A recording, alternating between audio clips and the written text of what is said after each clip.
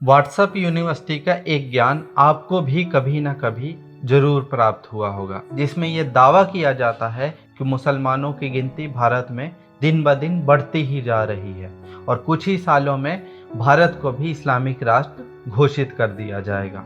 क्या ये बात सच है कि सच में मुसलमानों की आबादी भारत में तेजी से बढ़ रही है, या ये केवल एक मिथ्य है? अगर आप इसकी सच्चाई को जानना चाहते हैं तो इस वीडियो को देखना आपके लिए बेहद जरूरी है। एक झूठा मिथ्य भारतीय समाज में बहुत तेजी के साथ आम होता जा रहा है, जिसमें यह दावा किया जाता है कि मुसलमानों की आबादी बहुत तेजी के साथ बढ़ रही है। हर मुसलमान की 4 शादियां हैं, उनके 20-20 बच्चे हैं और बहुत ही जल्द भारत इस्लामिक राष्ट्र बन जाएगा। थोड़ा हंस लीजिए, क्योंकि ये ज्ञान देने वाले लोग व्हाट्सएप यूनिवर्सिटी के PhD धारक हैं। बेचारों ने बहुत मेहनत से इतना ज्ञान आपके लिए इकट्ठा किया है, थोड़ा बहुत तो मान सम्मान इन बेचारों का भी बनता है। इन फर्जी और समुदाय विशेष के प्रति नफरत भरी इन बातों की हकीकत को एक एक करके आज हम इस वीडियो में समझने की कोशिश करेंगे। हमारी कोशिश ये भी रहेगी कि हम इस झूठ का मुकम्मल तौर पर पर्दाफाश कर दें। हमारी इस मेहनत को आप अपने बाकी साथियों तक भी पहुंचाने की कोशिश करें, ताकि ये झूठ का कारोबार किसी खंडर में तब्दील हो जाए। आज के दौर में जल्दी से फेमस होने के लिए हिंदुत्ववादी कुछ नेताओं ने एक प्रचलन धारण कर लिया है। वो प्रचलन ये है कि जोर जोर से जाप करना शुरू कर दीजिए कि मुसलमानों की आबादी भयंकर तरीके से बढ़ रही है। इसके लिए आपको गला फाड़ फाड़ के चिल्लाना होगा और कथित तौर पर हिंदुओं को जगाने का दावा करना होगा। इस नफरत का ढिंडोरा दिन रात करना होगा, तभी आपकी ये नफरत की राजनीति का कारोबार चल पाएगा। मगर जब आप व्हाट्सएप यूनिवर्सिटी के ज्ञान से ऊपर उठकर आंकड़ों की बात करेंगे तो आपको साफ तौर पर यह बात समझ में आएगी कि मुसलमान ही वो समुदाय है जिसका फर्टिलिटी रेट इस देश में सबसे तेजी से नीचे गिरा है। आप अगर स्क्रॉल वेबसाइट की एक रिपोर्ट पढ़ेंगे तो समझ आएगा कि मुसलमानों की फर्टिलिटी रेट पिछले 2 दशकों में बहुत तेजी से कम हुई है। हैरानी की बात यह है कि ये किसी गैर सरकारी संस्था के आंकड़े नहीं हैं, बल्कि सरकारी संस्था द्वारा ही जारी किए गए आंकड़े हैं। अब आप कहेंगे कि फर्टिलिटी रेट क्या होता है, तो इसका सीधा मतलब ये होता है कि देश में एक औरत औसतन कितने बच्चे पैदा करती है, इसी को इस देश में फर्टिलिटी रेट या जन्म दर कहा जाता है। इन आंकड़ों का गहराई से अध्ययन करेंगे तो आपको समझ में आएगा कि मुसलमानों का प्रजनन दर जो 2015 और 16 में 2.6% था, वो 2019 और 20 में आकर 2.3 रह चुका है। 1992 और 93 के समय में मुसलमानों का फर्टिलिटी रेट 4.4% था। अब जरा दूसरे समुदाय का भी फर्टिलिटी रेट पर अध्ययन करेंगे तो आपको साफ तौर पे समझ में आएगा कि हिंदू समुदाय में भी फर्टिलिटी रेट या प्रजनन दर जो 1992-93 में 3.3% होता था, वो इस वक्त 1.94 पर आ चुका है।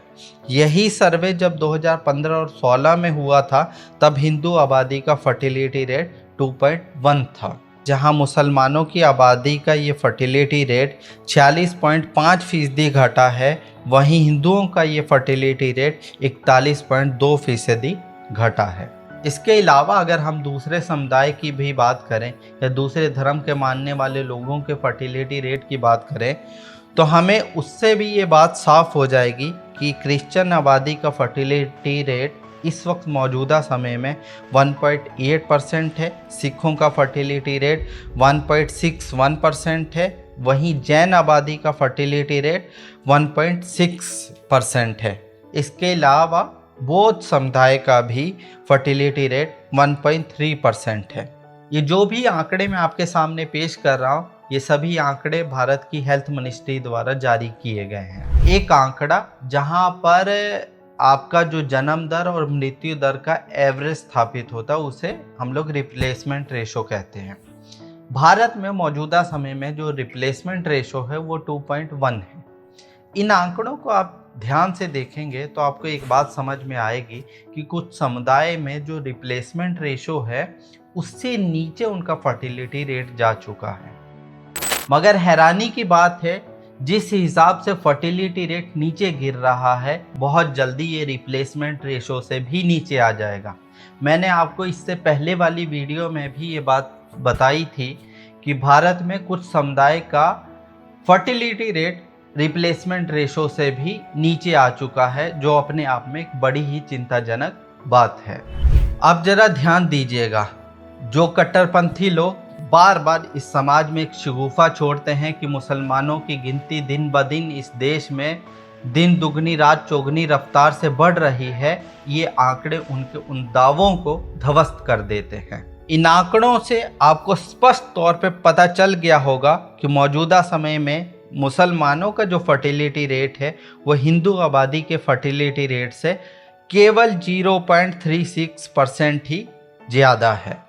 और जिस हिसाब से मुसलमानों में फर्टिलिटी रेट कम हो रहा है, बहुत जल्दी वो उससे भी नीचे आ जाएगा।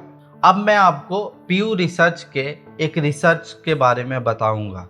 इस रिसर्च से आपको पता चल जाएगा कि भारतीय समाज में एक जो दावा आम तौर पे किया जाता है कि 2030 तक या 2050 तक भारत मुस्लिम राष्ट्र बन जाएगा, यहाँ पर हिंदू अल्पसंख्यक हो जाएंगे, मुसलमान बहुसंख्यक हो जाएंगे, तो इस रिसर्च को जब आप पढ़ेंगे तो उन दावों की हवा निकल जाएगी। इन आंकड़ों को जरा गौर से देखिएगा। हिंदू आबादी 1950 के आसपास 30 करोड़ थी, जो 2011 की जनगणना के मुताबिक 96 करोड़ हो चुकी है। वहीं जो मुस्लिम आबादी उस वक्त 3.5 करोड़ थी, वो इस वक्त 17 करोड़ है।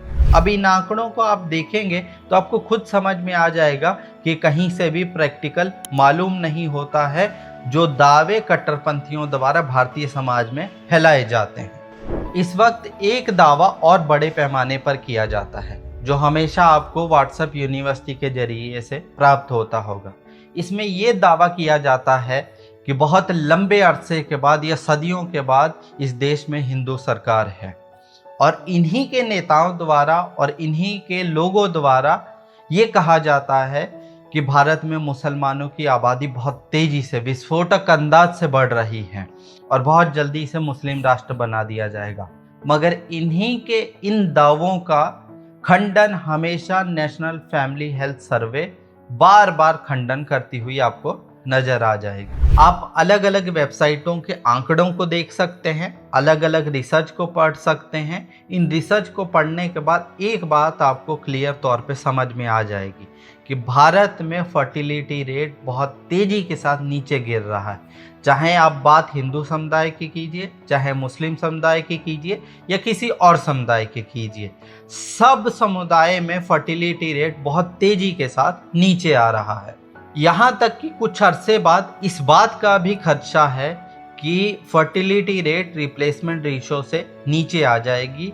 इसका सीधा मतलब ये होगा कि भारत की आबादी बढ़ने की बजाय घटने लगेगी। एक और बड़ा नुकसान होगा जो फर्टिलिटी रेट कम होने की वजह से आने वाले समय में सामने आएगा। इसके बारे में मैं आपको बताता हूँ। भारत में आने वाले 10-15 साल में बूढ़े लोगों की गिनती बढ़ने लगेगी। इसका सीधा अर्थ ये होगा कि कमाने वाले जो लोग हैं वो बहुत कम होंगे। एक मिसाल देकर मैं आपको समझाता हूँ। मान लीजिए मैं खुद हूँ, मैं इस वक्त 30 साल की उम्र का हूँ। 10 साल या 15 साल के बाद मेरी उम्र 40 या 45 साल की हो जाएगी। मेरी वाइफ की उम्र भी कमोबेश यही हो जाएगी।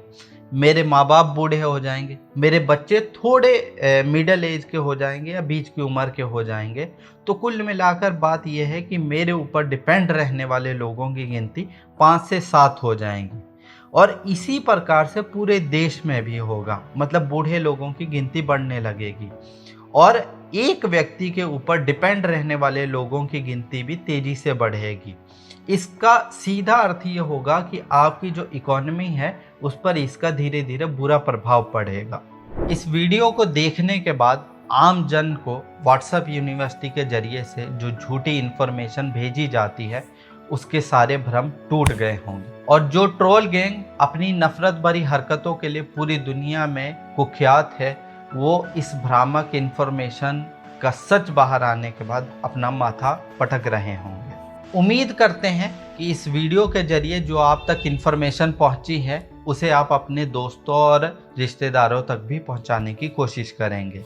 नफरतों की दुनिया से निकलकर हमें एक बेहतर भारत का निर्माण करना है। झूठ की जिंदगी बहुत ज़्यादा दिन तक नहीं होती है और उसकी बुनियाद पर खड़ी बड़ी बड़ी इमारतें भी बहुत जल्दी ढह जाती हैं। तो आप भी इस देश में सच्ची खबरों को आम जन तक पहुंचाने में हमारी इन कोशिशों की मदद करें। धन्यवाद।